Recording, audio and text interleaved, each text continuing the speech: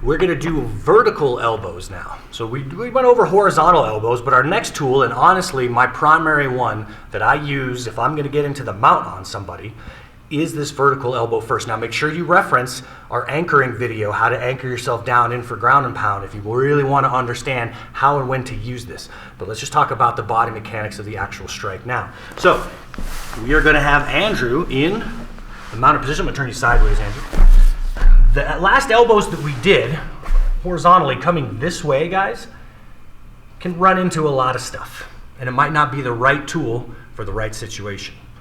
What we're going to do now is basically this version of an uppercut. Now you're going to see these elbows, these rising elbows, these horizontal elbows, you're going to see them from a lot of positions. It's one of our most common ground and pound strikes. But each position has its own unique flavor on how you do this.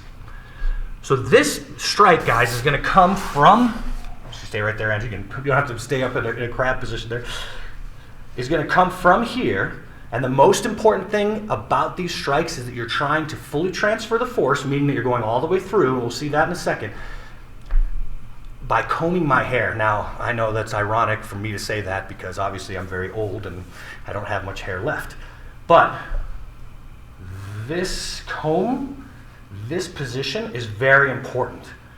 You'll notice, and here's a very common mistake, is that when you first start throwing these style of elbows, you'll allow a lot of space in here. You start throwing them like this. That's very dangerous. We want to make sure that you touch your rib and pull this back as far as you can. We want to maximize the distance so that force has plenty of time to mature before it gets there. So you want to get this guy way back here. So this is not good. This is really not good. You want to make sure that you're pulling that right to the rib, and then as you transfer through it, coming all the way up, staying on that straight line. You don't want your elbow deviating off course, and that can happen a lot. You do these weird elbows where they're kind of all over the place. You want to keep it in line, a nice straight line, and you want to comb your hair with it.